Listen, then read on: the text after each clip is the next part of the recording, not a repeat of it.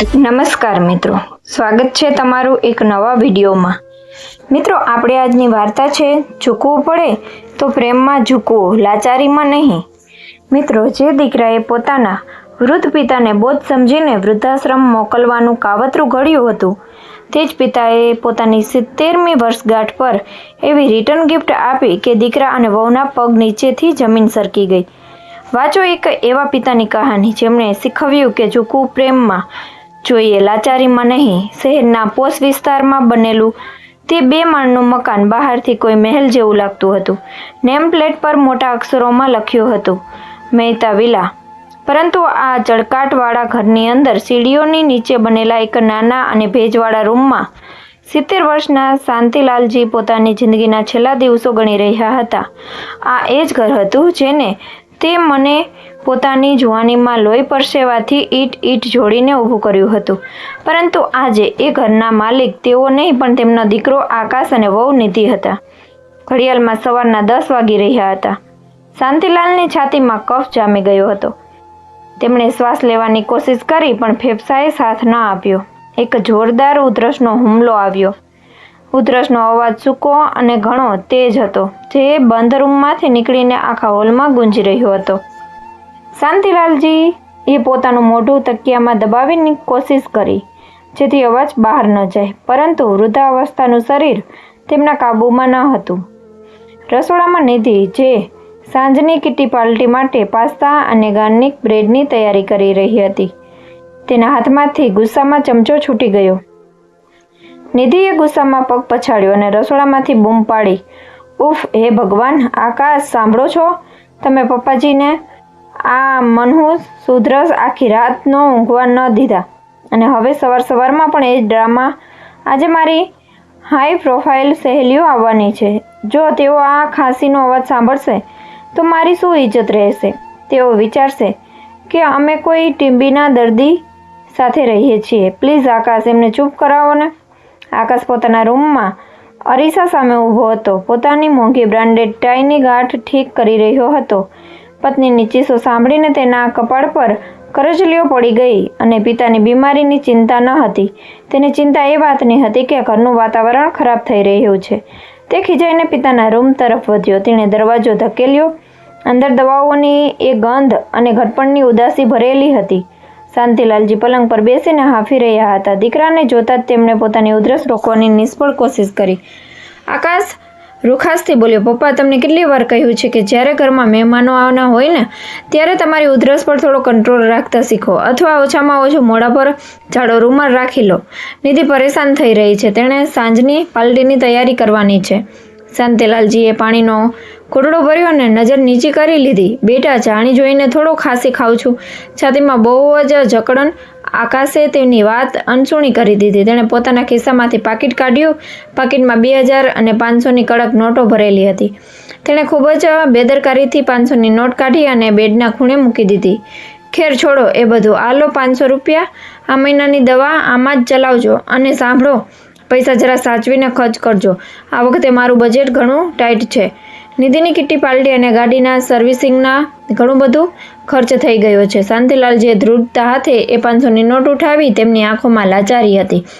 તેમણે ધીમા અવાજે કહ્યું, પણ બેટા, ડૉક્ટરે કહ્યું હતું કે મારી શ્વાસની બીમારી માટે પેરી વાદળી પાંદડાવાળી ગોળીઓ અને ઇન્હેલર બહુ જરૂરી છે। એનું એક પત્તું જ 800 રૂપિયાનું આવે છે, અને કપ સિરપ અલગથી। આકાશ દરવાજા સુધી પહોંચી ગયો હતો। આ સાંભળીને તે પાછો ફર્યો। તેના ચહેરા પર સ્પષ્ટ અકળામણ પણ હતી। ઓહો, કમાલ છે પપ્પા, તમને પણ બધું બ્રાન્ડેડ અને મોંઘું જ જોઈએ છે। અરે, દવા તો દવા હોય છે। કેમિસ્ટને કહેજો કે કોઈ સસ્તી જેનરિક ગોળી આપી દે, અસર એ જ થાય છે। હવે જીદ ન કરો, મારી પાસે વધારે કેસ નથી। શાંતિલાલજી કંઈક કહેવા માંગતા હતા, પણ આકાશે ઘડિયાળ જોતા કહ્યું, બસ પપ્પા, હવે બધું દલીલ ન કરો। મારી ઓફિસે માટે મોડું થઈ રહ્યું છે। પ્લીઝ આજે સાંજે રૂમની બહાર ન નીકળતા। આકાશ ત્યાંથી ઝડપી ડગલે નીકળી ગયો। થોડીક ક્ષણોમાં બહાર તેની મોંઘી કાર સ્ટાર્ટ થવાનો અને દૂર જવાનો અવાજ આવ્યો। રૂમમાં ફરીથી સન્નાટો છવાઈ ગયો। શાંતિલાલજી પોતાની હથેળી પર રાખેલી એ 500ની નોટ એકી ટસે જોતા રહી ગયા। શાંતિલાલજીએ નોટ ટેબલ પર મૂકી અને ધ્રુજતા ડગલે રૂમની બારી પાસે ગયા। બહાર મહેતા વિલાનો આલિશાન બગીચો દેખાઈ રહ્યો હતો। જ્યાં હવે નિધિએ વિદેશી ફૂલો લગાડ્યા હતા. પરંતુ શાંતિલાલજીને તે ફૂલો નહીં પણ તે પાયો દેખાઈ રહ્યો હતો જે તેમણે 35 વર્ષ પહેલાં ખોદ્યો હતો. તેમને યાદ આવ્યો વર્ષ 1990નો સમય. તેઓ એક સામાન્ય સરકારી ક્લાર્ક હતા. પત્ની સવિતાનું હંમેશા એક પાકા મકાનનું સપનું હતું. તે મકાનની એક ઈંટ માટે શાંતિલાલજીએ શું નથી કર્યું. દિવાળી પર નવા કપડાં ન ખરીદ્યા, ઓફિસ ચાલીને ગયા જેથી રિક્ષાના 5 રૂપિયા બચી શકે, અને પોતાની ગમતી ઘડિયાળ ક્યારેય ન ખરીદી. એકવાર આકાશે જ્યારે 10 વર્ષનો હતો, બહુ બીમાર પડ્યો હતો. શાંતિલાલજીએ મકાન માટે પૈસા જમા કરેલા પૈસામાંથી તેને પ્રાઇવેટ હોસ્પિટલમાં દાખલ કર્યો હતો. સવિતાએ ત્યારે કહ્યું હતું, અરે મકાન તો ફરી બની જશે પણ સંતાનથી વધીને કંઈ નથી. આજે એ જ સંતાને તે જ મકાનમાં એક ખૂણામાં તેને નકામો સમાન સમજીને સહન કરી રહ્યું હતું. શાંતિલાલજી નજર દિવાલ પર લાગેલી સવિતાબાની તસવીર પર ગઈ. તેના પર હાર ચડાવેલો હતો અને ધૂળ જામી હતી. તેમણે તસવીરને પોતાની ધોતીના છેડાથી સાફ કરી અને ગળગળિયા સવિતાનું નસીબદાર હતી જે જલ્દી જતી રહી. જો આપણો આકાશ હવે કેટલો મોટો માણસ બની ગયો છે, એટલો મોટો કે તેને પોતાના બાપનું કદ હવે નાનું લાગવા માંડ્યું છે. તે દિવસે શાંતિલાલજીને પોતાની ભૂખનો અહેસાસ ન થયો, પરંતુ અપમાનનો ઘોરડો બહુ કડવો લાગ્યો. જે ઘરની છત તેમણે પોતાના બાળકોને તે તડકાથી બચાવવા માટે બનાવી હતી, આજે એ જ છત નીચે તેમને શ્વાસ લેવાની પણ કિંમત ચૂકવવી પડી રહી છે. તેમની આંખો સામે ભૂતકાળનું એક ધૂંધળું ચિત્ર આવી ગયું. તેમને યાદ આવ્યું કે તે દિવસ જ્યારે આકાશને એન્જિનિયરિંગ કરવું હતું અને ડોનેશન માટે 1 લાખ રૂપિયા ઓછા પડી રહ્યા હતા. શાંતિલાલજીએ એક પળ પણ વિચાર્યા વગર તેણે પોતાની જિંદગીભરની કમાણી પીએફના પૂરેપૂરા પૈસા એક ઝાટકે કાઢી દીધા.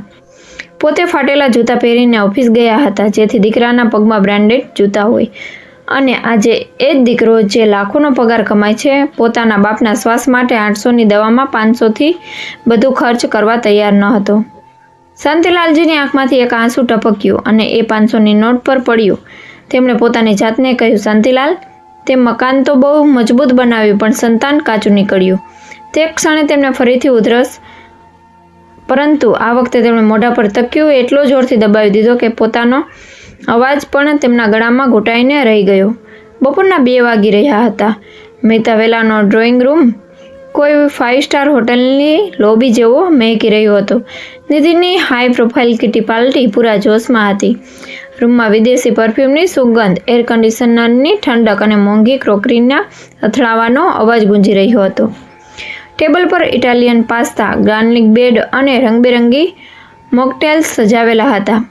બીજી તરફ સીડીઓની નીચે બનેલા શાંતિલાલજીના નાના રૂમમાં બફારો અને ગરમીથી દમ ઘૂંટાઈ રહ્યો હતો. છતનો જૂનો પંખો ગરમ હવા ફેંકી રહ્યો હતો. શાંતિલાલજી પોતાના પલંગ પર સૂતા હતા. દિવાલ ઘડિયાળે 2 વગાડ્યા. તેમની બીપીની દવાનો સમય થઈ ગયો હતો. તેમણે સાઈડ ટેબલ પર રાખેલો પ્લાસ્ટિકનો જગ ઉઠાવ્યો અને ઊંધો કર્યો. પાણીનો એક છેલ્લું ટીપું પડ્યું. જગ ખાલી હતો. શાંતિલાલજીનું ગળું તરસથી રણ જેવું સુકાઈ રહ્યું હતું. જીભ તાળવે ચોંટી રહી હતી.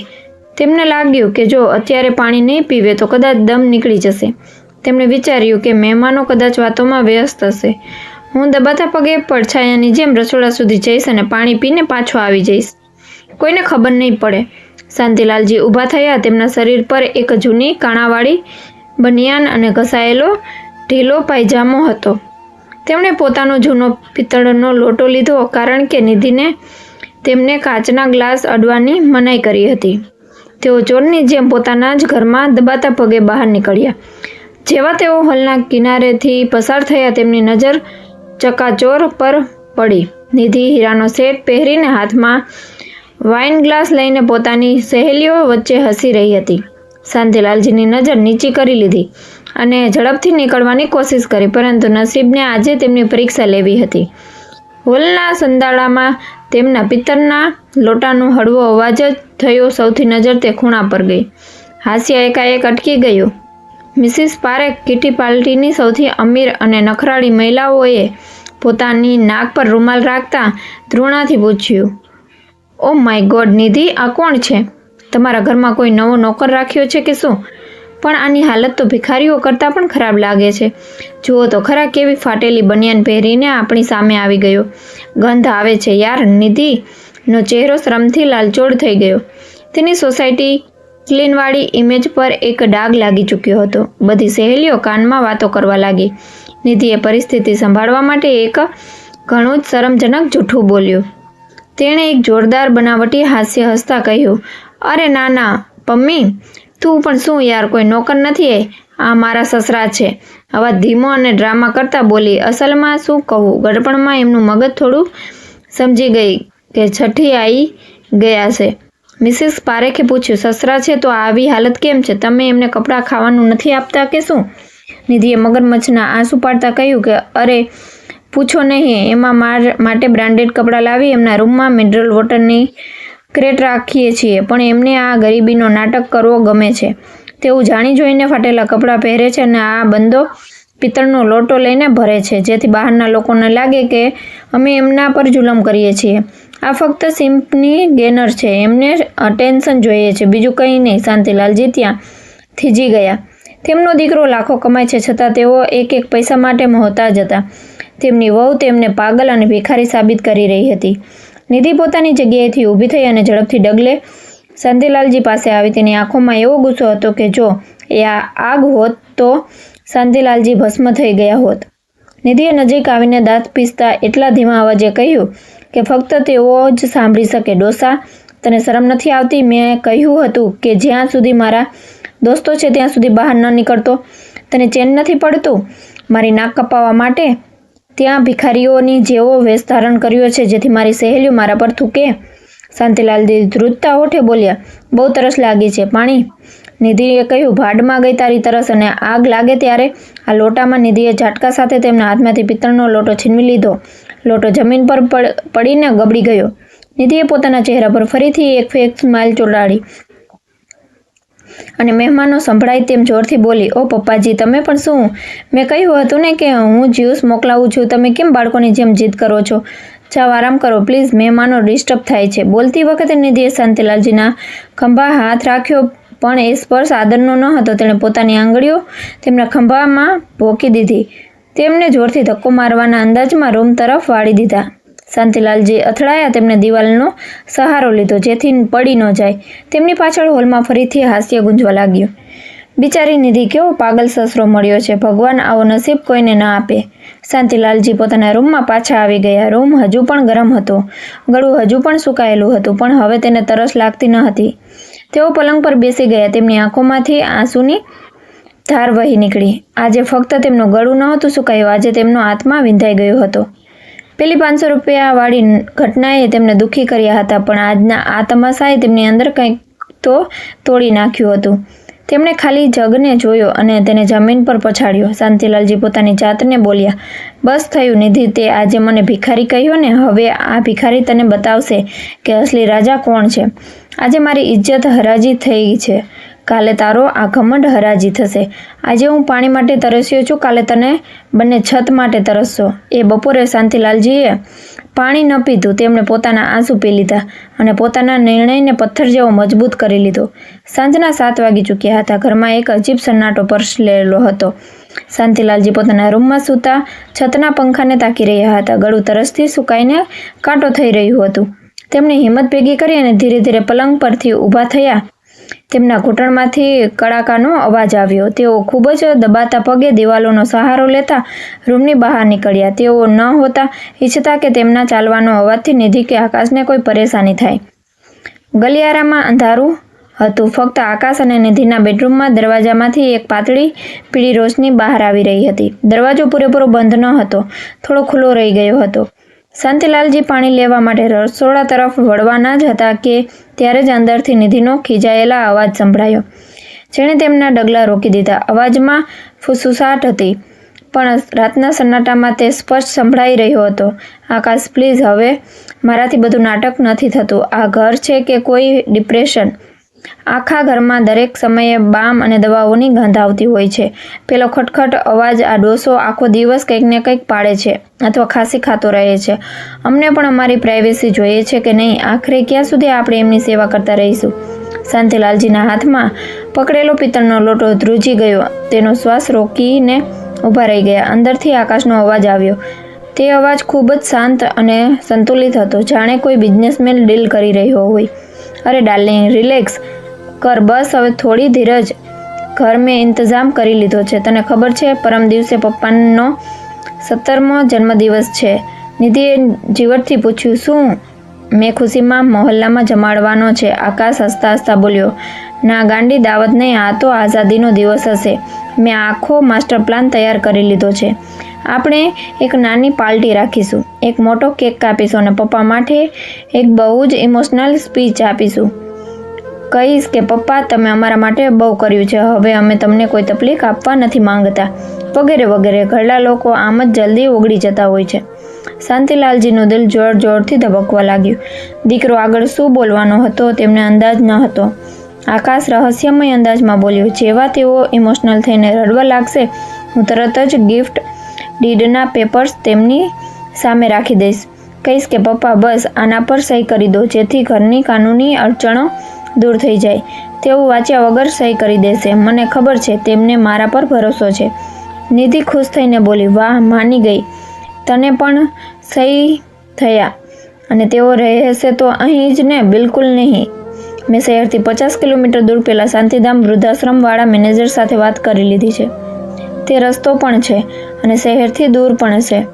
છતાં આવતા અઠવાડિયે હું પપ્પાને ત્યાં મૂકી આવીશ. કહી દઈશ કે પપ્પા, ત્યાં તમારા જેવા ઘણા લોકો છે, હવા પાણી સારા છે, તમે ત્યાં ખુશ રહેશો. એકવાર તેઓ ત્યાં ગયા એટલે સમજો ઘર આપણું અને આ રોજ રોજની કિચકિચ ખતમ. દરવાજાની બહાર ઊભેલા શાંતિલાલને એવું લાગ્યું કે જાણે કોઈએ તેમના સીનામાં ખંજર ભોંકી દીધું હોય.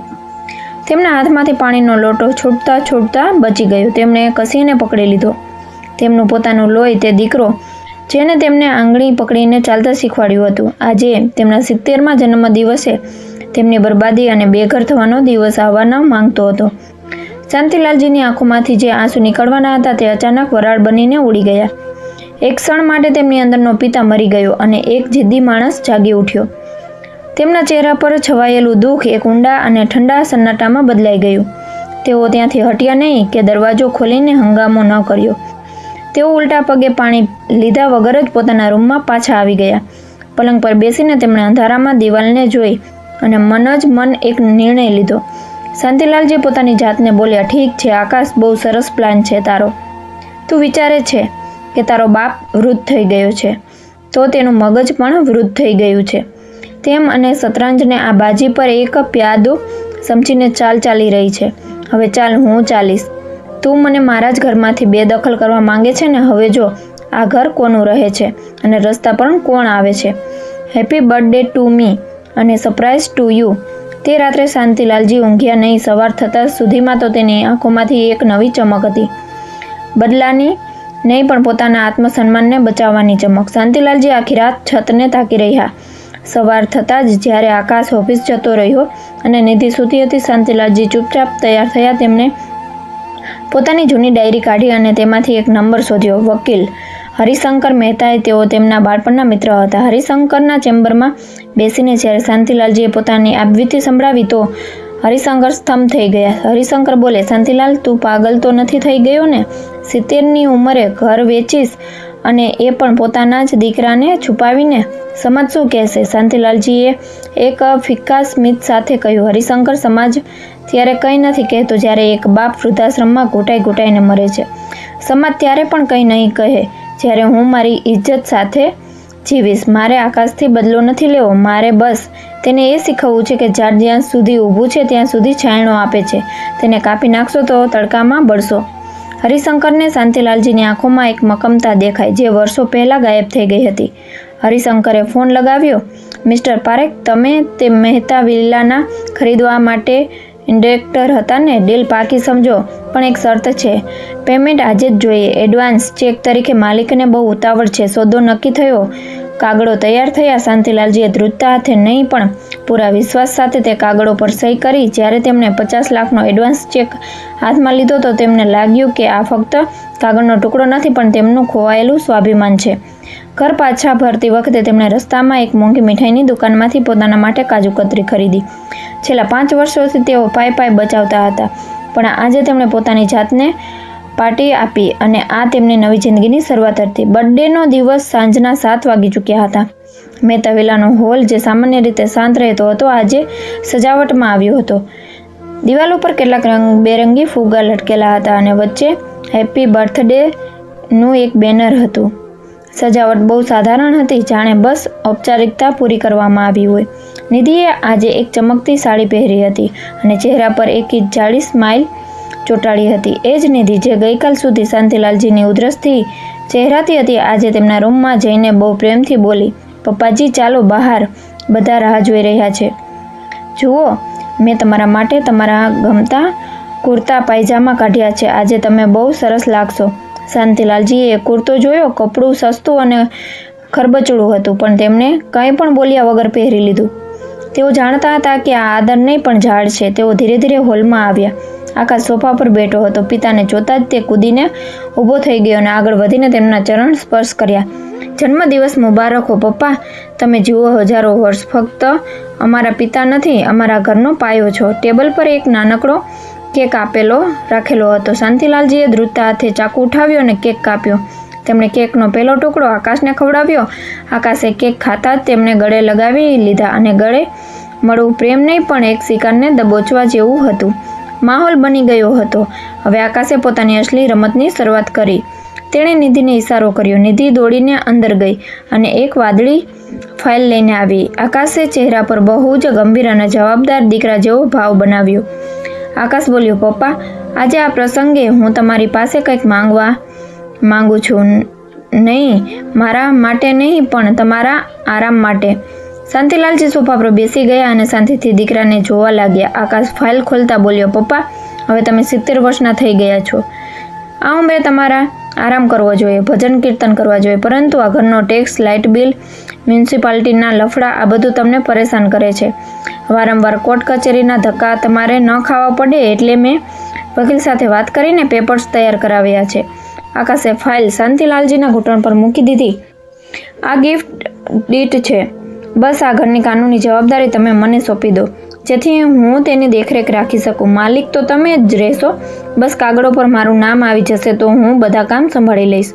તમે બસ અહીં નીચે જ્યાં ચોકડી છે ત્યાં સહી કરી દો. નિધિ તરત જ એક મોંઘી પેન લઈને શાંતિલાલજીની બાજુમાં ઊભી રહી ગઈ. તેની આંખોમાં લાલચ સાફ દેખાઈ રહી હતી. હોલમાં સન્નાટો છવાઈ ગયો. ફક્ત દિવાલ ઘડિયાળની ટીક ટીક સાંભળવાની હતી. શાંતિલાલજીએ ફાઇલ હાથમાં લીધી. તેમણે એક નજર એક કાગળો પર નાખી જેના પર લખ્યું હતું કે તેઓ પોતાની મરજીથી આ 2 કરોડનું મકાન પોતાના દીકરાના નામે કરી રહ્યા છે. પછી તેમણે નજર ઉઠાવીને આકાશની આંખોમાં જોયું. એ આંખોમાં દીકરાનો પ્રેમ નહીં પણ એક વેપારીની લાલચ હતી.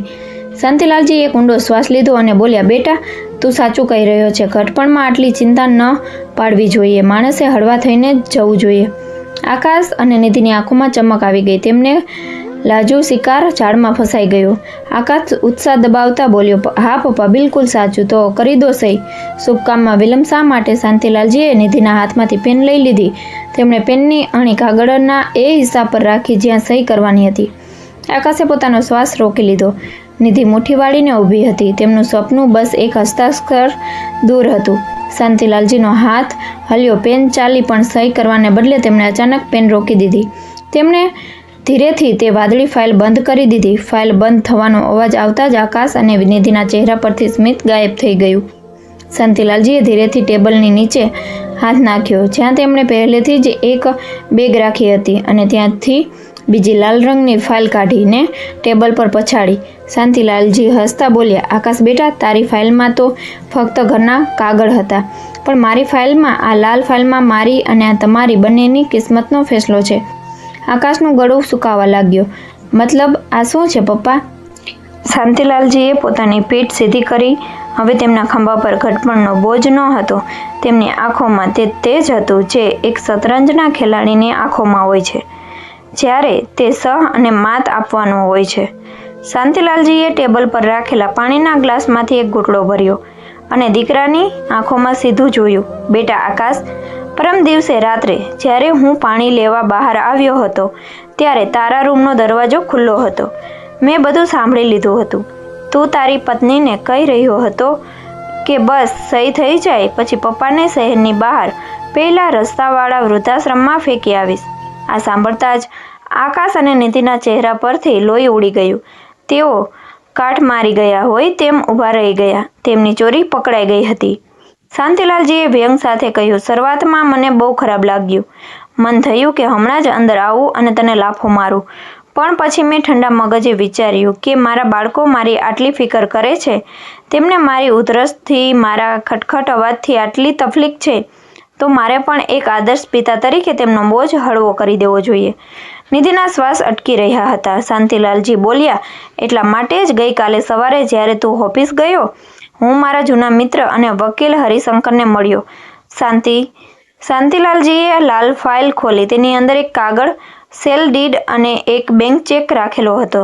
તેમણે તે ચેક કાઢીને હવામાં લહેરાવ્યો અને આકાશ, મેં આ ઘર વેચી દીધું છે. આકાશ અને નિધિના મોઢામાંથી એકસાથે ચીસ નીકળી ગઈ. શું? હા, આ મહેતા વિલા હવે પારેખ નિવાસ થઈ ચૂક્યું છે. મેં આ સોદો 3 કરોડ રૂપિયામાં મિસ્ટર પારેખ સાથે નક્કી કરી લીધો છે અને આ રહ્યું 50 લાખનો એડવાન્સ ચેક. આકાશને લાગ્યું જાણે રૂમની છત તેમના માથા પર પડી હોય. તે લથડાઈને સોફાનો સહારો લેવા લાગ્યો. શાંતિલાલજી હસતા હસતા આગળ બોલ્યા, અને હા, મેં આ પૈસાનો સાચો ઉપયોગ પણ વિચારી લીધો છે. મેં મારા માટે શહેરના સૌથી મોંઘા અને luxury royal palm senior citizen હોમમાં એક VIP સૂટ બુક કરી લીધો છે. ત્યાં મારા રૂમ AC હશે, જમવાનું બનાવવા માટે રસોઈયો હશે, કપડાં ધોવા માટે લોન્ડ્રી હશે અને 24 કલાક મેડિકલ સ્ટાફ હશે. ત્યાં મારે કોઈની પાસે 500 રૂપિયાની ભીખ નહીં માંગવી પડે. આકાશની લાલચ, તેનું સપનું, તેનું ભવિષ્ય, બધું જ તેની આંખો સામે બળીને રાખ થઈ રહ્યું હતું. તેને વિશ્વાસ ન હતો કે તેનો સીધો સાદો બાપ આવું કરી શકે. આકાશે ગુસ્સામાં કહ્યું, પપ્પા, તમે આવું કેવી રીતે કરી શકો? તમારું મગજ ખરાબ થઈ ગયું છે કે શું? આ અમારું ઘર છે, મારો પણ હક છે આના પર. આ સાંભળતા જ શાંતિલાલજી પોતાની ખુરશી પરથી સિંહની જેમ ઊભા થઈ ગયા. તેમની અવાજ વીજળીની જેમ કકડીને અવાજ નીચો. આકાશ, આ મારું ઘર હતું. મેં મારી જુવાની ઘસીને ઈટ જોડીને તેને બનાવ્યું હતું. ત્યારે તું ચડ્ડી પહેરીને આંગણામાં દોડતો હતો. તે આમાં શું કર્યું છે બતાવ.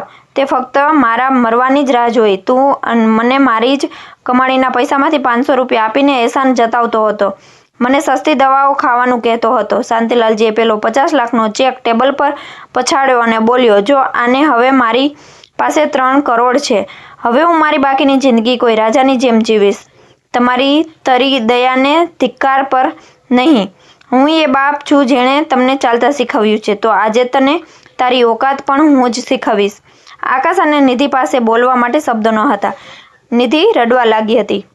શાંતિલાલજીએ દિવાલ ઘડિયાળ તરફ જોયું અને ખૂબ જ ઠંડા સ્વરે પોતાનો છેલ્લો ફેસલો સંભાળ્યો. મિસ્ટર પારેખ આવતા અઠવાડિયે એટલે કે બરાબર 7 દિવસ પછી આ ઘરનો કબજો લેવા આવી રહ્યા છે. તમારી પાસે 7 દિવસ છે. તમારું નવું ઠેકાણું શોધી લો. સામાન પેક કરી, કારણ કે લક્ઝરી વૃદ્ધાશ્રમમાં હું જઈ રહ્યો છું. શાંતિલાલજી પોતાની ફાઇલ ઉઠાવીને રૂમ તરફ વળ્યા અને જતા જતા બોલ્યા, ત્યાં ફક્ત મારા રહેવાની જગ્યા છે, તમારા જેવા કપૂતોને નહીં. શાંતિલાલજીએ પોતાના રૂમમાં જતા રહ્યા અને દરવાજો બંધ કરી લીધો. હોલમાં પૂરો સન્નાટો હતો. ફક્ત નિધિના રડવાનો અને આકાશના ભારે શ્વાસનો અવાજ આવી રહ્યો હતો. તેમની ઝાડ તેમના પર જ પડી ચૂકી હતી. આકાશ અને નિધિ સદમામાં હતા, પરંતુ તેમણે જે રીતે વકીલ સાથે વાત કરી, પોલીસની ધમકી આપી, પિતાને પણ ધમકી આપી, જેના પર શાંતિલાલજીએ સાફ કહી દીધું કે મેં વકીલને બધું જ કહી દીધું છે. જો મને કંઈ પણ થયું તો તેના જવાબદાર મારા દીકરાઓ હશે. વકીલે પણ સાફ કહી દીધું કે ઘર શાંતિલાલજીના નામે હતું. તેમણે વેચી દીધું. હવે કાનૂની રીતે તમે કંઈ કરી શકો નહીં. ત્રીજો દિવસ નિધિ, જે શાંતિલાલજીને પાણી નહોતી આપતી, હવે બદામનું દૂધ લઈને તેમના રૂમમાં ઊભી હતી. નિધિ રડતા રડતા બોલી, પપ્પાજી, તમે આવું ન કરો. અમે તમારા બાળકો છીએ. અમને માફ કરી દો. ચાલો આપણે વૃદ્ધાશ્રમનો પ્લાન કેન્સલ કરી દઈએ. તમે અહીં જ રહો રાજા બનીને. શાંતિલાલજીએ દૂધનો ગ્લાસ લીધો, એક ઘૂંટડો ભર્યો અને બોલ્યા, ખાંડ ઓછી છે વહુ, હવે પછી ધ્યાન રાખજો. અને હા, હવે પ્લાન કેન્સલ ન થઈ શકે. મિસ્ટર પારેખ બહુ કડક માણસ છે. 5મો દિવસ આકાશે ઇમોશનલ કાર્ડ રમ્યું. તે પિતાના પગમાં પડી ગયો. પપ્પા, લોકો શું કહેશે? મારી નાક કપાઈ જશે. હું ઓફિસમાં શું મોઢું બતાવીશ? શાંતિલાલજી આરામથી છાપું વાંચતા બોલ્યા, બેટા, એ જ મોઢું બતાવજે જે તું મને વૃદ્ધાશ્રમ મુક્તિ વખતે બતાવવાનો હતો. અને આમ પણ ભાડાના મકાનમાં આજકાલ આસાનીથી મળી જાય છે. મેં છાપામાં કેટલીક જાહેરાતો જોઈ છે. કહે તો નંબર આપી દઉં. 7મો દિવસ વિદાય. મિસ્ટર પારેખ પોતાના બ્રાઉઝર અને સ્ટાફ સાથે આવીને પહોંચ્યા હતા. ઘરનો સામાન ટ્રકમાં લડાઈ રહ્યો હતો. નિધિનો કિંમતી સોફા, આકાશનું મોટું ટીવી બધું જ અસ્તવ્યસ્ત રીતે બહાર રાખવામાં આવ્યું હતું. પાડોશીઓ બારીઓમાંથી ડોકિયું કરી રહ્યા હતા. શાંતિલાલજી તૈયાર હતા. તેમણે એક નવો સૂટ પહેર્યો હતો. આંખો પર કાળા ચશ્મા અને હાથમાં એક સ્ટાઇલિશ સ્ટિક હતી. એક લક્ઝરી સેડાન કાર જે સિનિયર સિટીઝન હોમે મોકલી હતી.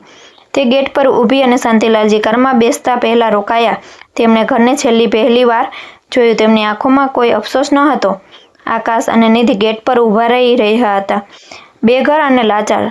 શાંતિલાલજીએ કારનો કાચ નીચે કર્યો અને આકાશને પોતાની છેલ્લી વાત કહી. આકાશ, યાદ રાખજે, વસિયત ફક્ત દોલતની નથી હોતી, સંસ્કારોની પણ હોય છે. મેં તને દોલત તો બહુ આપી, પણ કદાચ સંસ્કાર આપવામાં થાપ ખાઈ ગયો. તારી નવી જિંદગીમાં આ ભૂલ ન દોહરાવતો. કાર ધૂળ ઉડાડતી નીકળી ગઈ. આકાશ અને નિધિ તે ધૂળમાં ઊભા રહી ગયા અને વિચારતા કે કાશ તેમણે તે જૂના ફર્નિચર એટલે કે પિતાની કદર કરી હોત. નિધિ રડવા લાગી અને આકાશ માથું પકડીને બેસી ગયો. તેમની લાલચ તેમની પાસેથી બધું જ છીનવી ગઈ હતી. પાછળ રહી ગયા હતા તો ફક્ત બે લાલચુ લોકો, જેમના હાથમાંથી સોનાનું ઈંડું આપનારી મરઘી ઉડી ગઈ હતી. સમાજ માટે સંદેશ: વડીલો માટે તમારી મિલકત જીવતા જીવ ક્યારેય બાળકોના નામે ન કરો. તમારી મિલકત જ ઘડપણમાં તમારું આત્મસન્માન અને સુરક્ષા છે.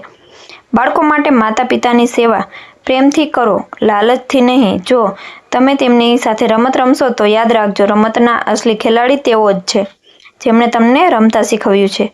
તમને આ વાર્તા કેવી લાગી?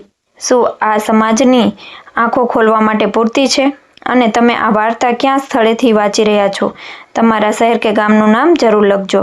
આખી વાર્તા વાંચવા બદલ દિલથી આભાર.